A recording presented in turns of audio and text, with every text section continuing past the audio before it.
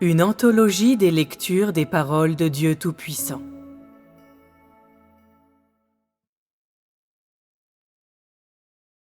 L'amour sincère pour Dieu est spontané.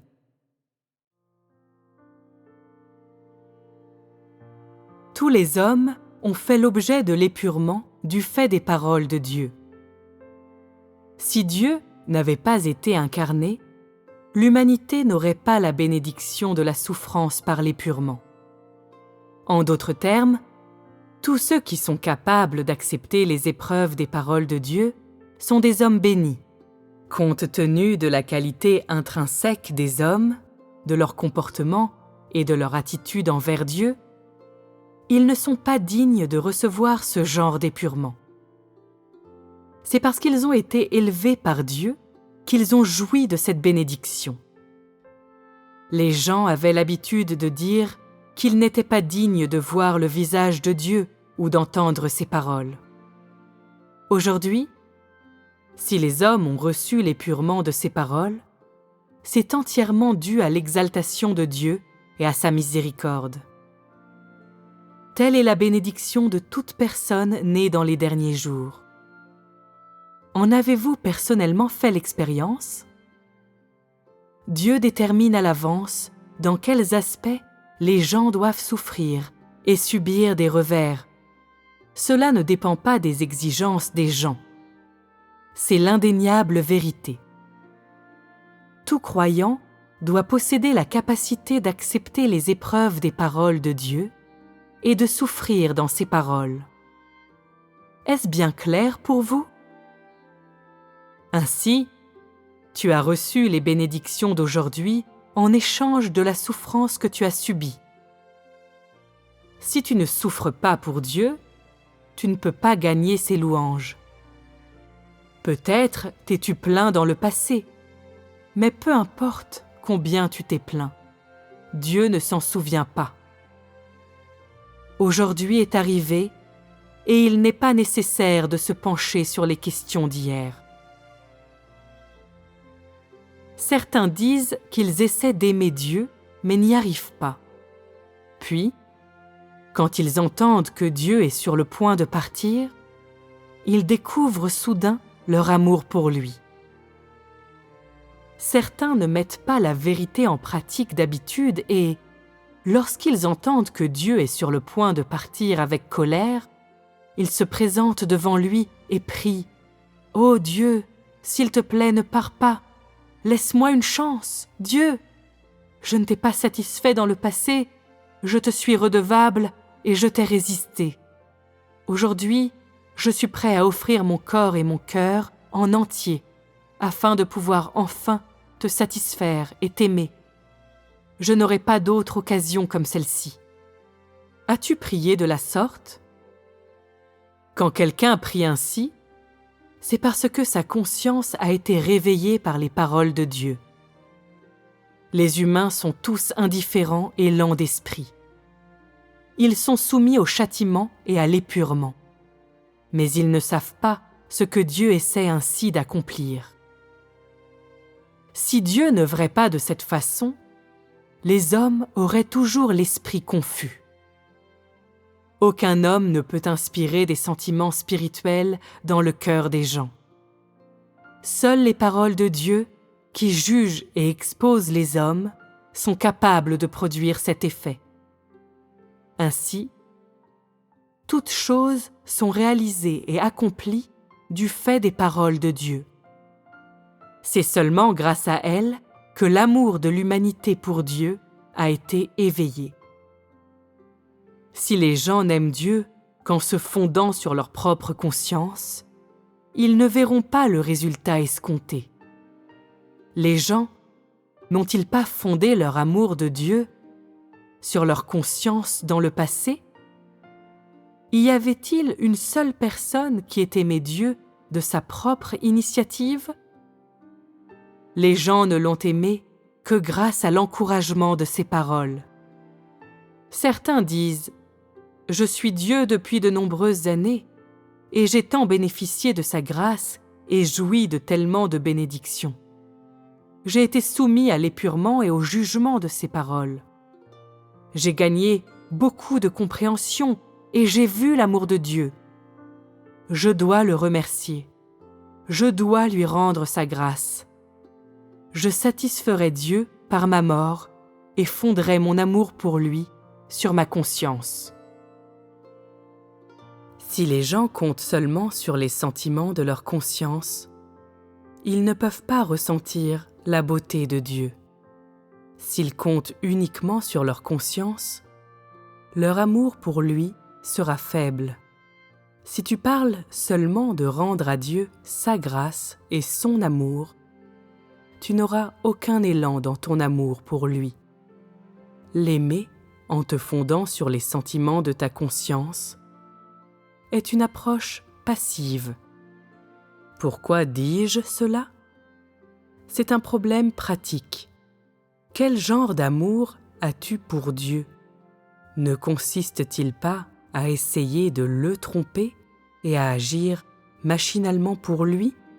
La plupart des gens croient qu'il n'y a pas de récompense à aimer Dieu et qu'on sera tout de même châtié pour ne pas l'aimer.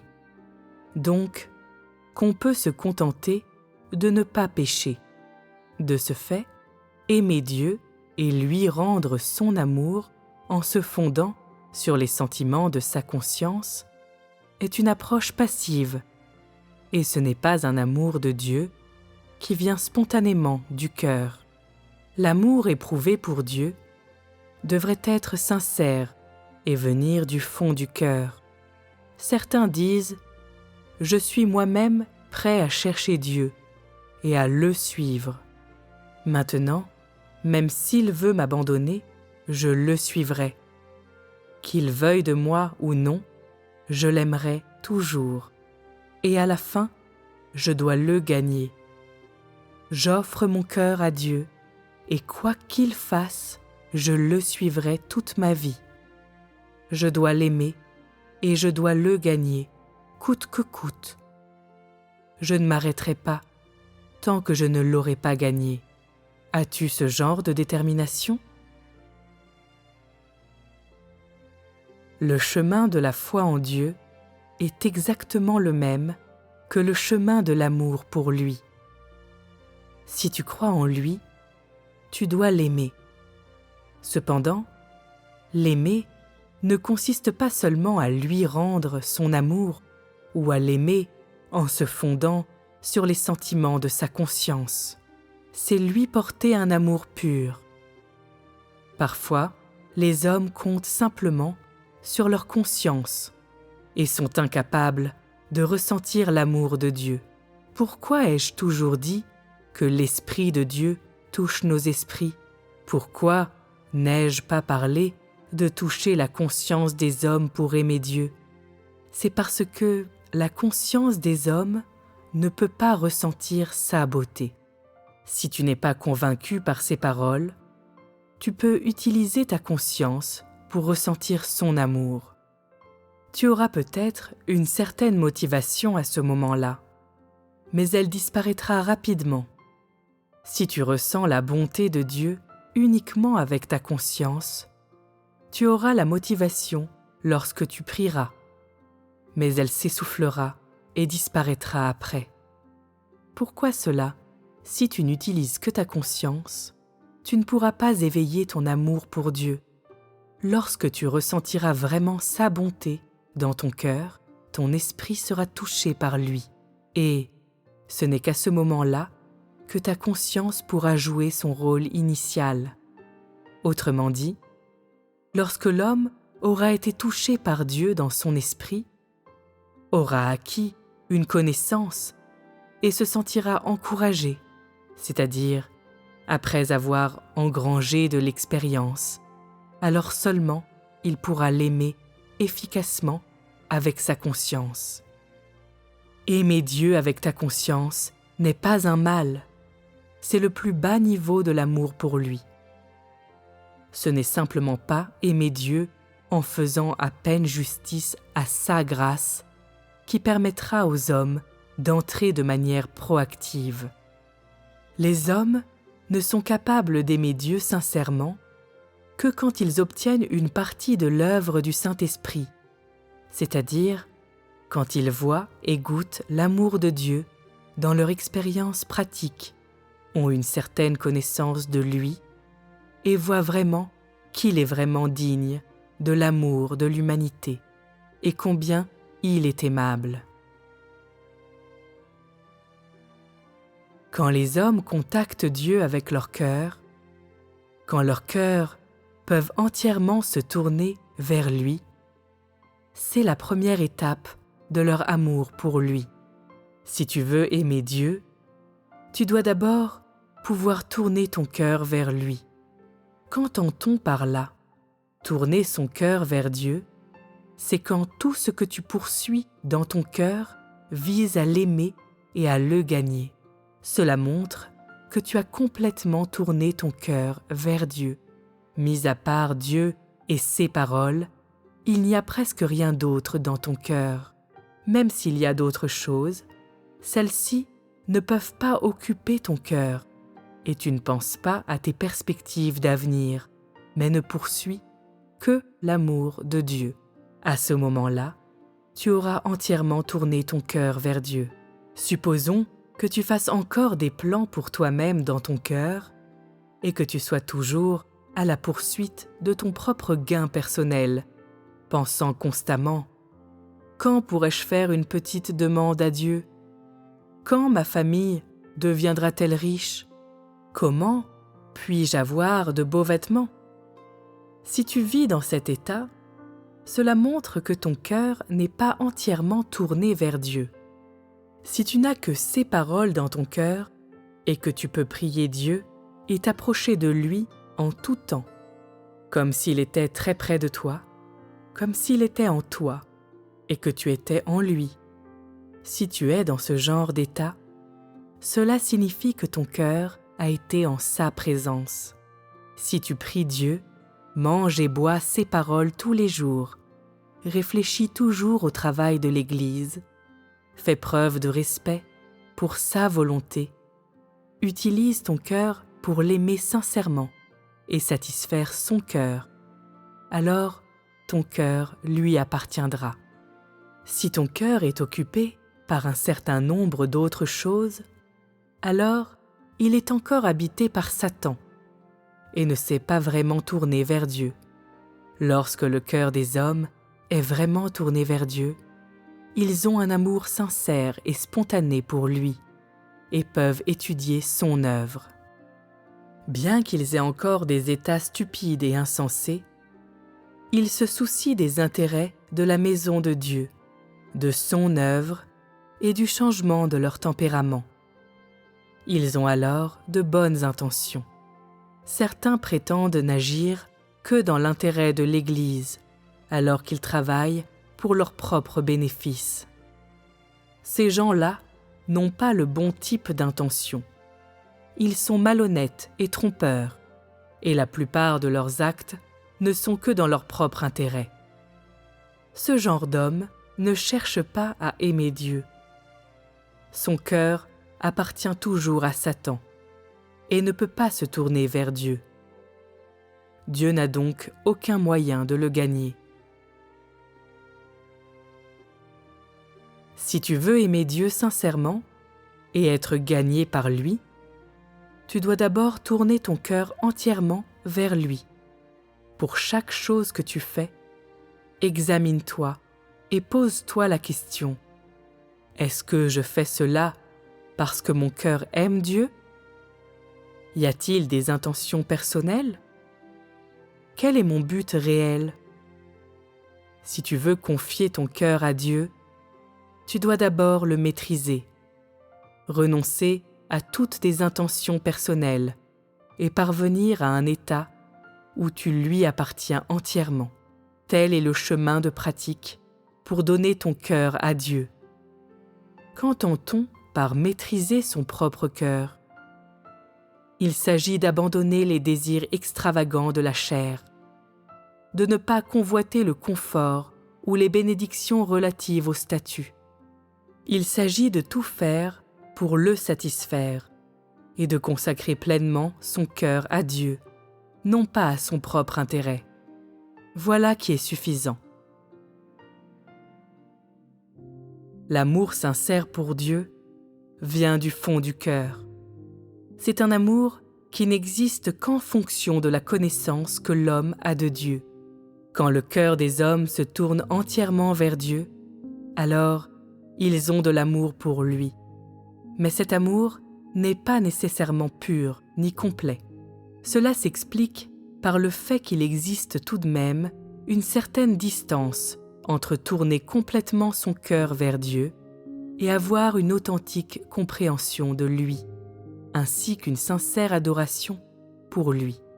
Les hommes peuvent acquérir un amour véritable pour Dieu et connaître son tempérament en tournant leur cœur vers lui. Après avoir donné leur cœur sincère à Dieu, ils commenceront à entrer dans l'expérience de la vie. De cette façon, leur tempérament commencera à changer. Leur amour pour lui grandira petit à petit, de même que leur connaissance de Dieu. Ainsi, tourner son cœur vers Dieu est la condition préalable afin d'être sur la bonne voie pour l'expérience de la vie. Quand les hommes mettent leur cœur devant Dieu, ils n'ont qu'un cœur qui le désire ardemment, mais non pas un cœur qui l'aime, parce qu'ils ne le comprennent pas. Bien que dans cette circonstance, ils aient un peu d'amour pour lui, celui-ci n'est pas spontané, ni sincère. Cela tient au fait que tout ce qui vient de la chair de l'homme est le fruit de l'émotion et ne provient pas d'une véritable compréhension. Il s'agit seulement d'une impulsion momentanée et ne peut pas se traduire par une adoration durable. Lorsque les hommes n'ont pas de compréhension de Dieu, ils ne peuvent l'aimer qu'en se fondant sur leurs propres préférences et leurs notions individuelles. Ce type d'amour ne saurait être qualifié de spontané ni de sincère. Le cœur des hommes peut se tourner sincèrement vers Dieu et est capable de penser à ses intérêts en tout. Mais s'ils n'ont aucune compréhension de Dieu, ils ne sont pas aptes à avoir un amour sincère et spontané. Tout ce qu'ils pourront faire, c'est de remplir certaines fonctions dans l'Église ou d'accomplir une partie de leurs devoirs, mais ils le feront sans fondement. Ces types d'hommes ont un tempérament qu'il est difficile de modifier. Ce sont des hommes qui ne poursuivent pas la vérité ou ne la comprennent pas. Même si quelqu'un tourne complètement son cœur vers lui, cela ne signifie pas que son cœur d'amour pour Dieu soit complètement pur, car ceux qui l'ont dans leur cœur n'y ont pas nécessairement d'amour pour lui. C'est ainsi que l'on fait la distinction entre quelqu'un qui cherche la compréhension de Dieu et quelqu'un qui ne la cherche pas. Une fois que l'on possède une compréhension de lui, cela montre que son cœur s'est entièrement tourné vers lui et que l'amour sincère pour Dieu dans son cœur est spontané. Seul ce type d'homme a Dieu dans son cœur. Tourner leur cœur vers Dieu est une condition préalable pour que les hommes s'engagent sur la bonne voie afin de le comprendre et de parvenir à l'aimer. Cela n'indique pas qu'ils ont rempli leur devoir d'aimer Dieu, ni qu'ils ont un amour sincère pour lui. Le seul moyen de parvenir à aimer véritablement Dieu est de tourner son cœur vers lui, ce qui est aussi la première chose que l'on devrait faire en tant que l'une de ses créations. Ceux qui aiment Dieu sont tous des hommes qui cherchent la vie, c'est-à-dire qu'ils poursuivent la vérité et veulent vraiment Dieu. Ils ont tous l'éclairage du Saint-Esprit et ont été touchés par lui. Ils sont tous capables d'être guidés par Dieu. Quand des hommes sont capables de sentir qu'ils sont redevables à Dieu, c'est parce qu'ils ont été touchés par l'Esprit. Ceux qui ressentent cela ont tendance à avoir un cœur qui aime ardemment et pourront chercher l'entrée dans la vie. Cela dit, si tu arrêtes à une certaine étape, tu ne pourras pas aller plus en profondeur. Tu risques encore d'être pris dans le filet de Satan, qui te capturera au bout d'un moment. l'illumination de Dieu permet aux hommes de se connaître et de sentir ensuite leur dette envers Dieu. Ils sont alors prêts à coopérer avec lui et à rejeter les choses qui ne lui plaisent pas. Tel est le principe de l'œuvre de Dieu. Vous êtes tous prêts à chercher à grandir dans votre vie et à aimer Dieu, alors vous êtes-vous débarrassé de vos habitudes superficielles? Si tu ne te débarrasses que de ces habitudes et ne mets pas fin à tes comportements dérangeants et prétentieux, cherches-tu vraiment à grandir dans ta vie? Si tu te libères de tous tes comportements superficiels, mais que tu n'entres pas dans les paroles de Dieu, cela signifie que tu ne progresses pas activement. Quelle est la raison principale des comportements superficiels? Tes actions sont-elles pour le bien de ta croissance dans la vie? Cherches-tu à être qualifié pour faire partie des hommes de Dieu? Quel que soit l'aspect sur lequel se concentre ton attention, il sera ta vie. Si tu te concentres sur des comportements superficiels, alors ton cœur se focalisera sur la forme et tu n'auras aucun moyen de chercher à grandir dans ta vie. Dieu exige un changement de tempérament, mais tu cherches toujours des choses en surface. Les personnes comme cela sont incapables de modifier leur tempérament. Tous les hommes doivent suivre un certain chemin avant d'atteindre la maturité dans leur vie. Ils doivent accepter le jugement, le châtiment et le perfectionnement des paroles de Dieu. Si tu n'as pas les paroles de Dieu, mais ne comptes que sur ta propre assurance et ta volonté, tout ce que tu fais est simplement basé sur le zèle. En d'autres termes, si tu veux croître dans ta vie, tu dois manger, boire et comprendre davantage les paroles de Dieu. Tous ceux qui sont amenés à la perfection par ces paroles sont capables de les vivre. Ceux qui ne subissent pas l'épurement ni le jugement de ces paroles ne peuvent être aptes à son usage. Alors, dans quelle mesure vivez-vous ces paroles? Votre pratique ne sera correcte et conforme à la volonté de Dieu que si vous mangez et buvez ces paroles. Pouvez les comparer à votre propre état de vie et trouver un chemin de pratique à la lumière des problèmes que j'ai présentés. Seul quelqu'un qui a ce genre de pratique possède la volonté d'aimer Dieu.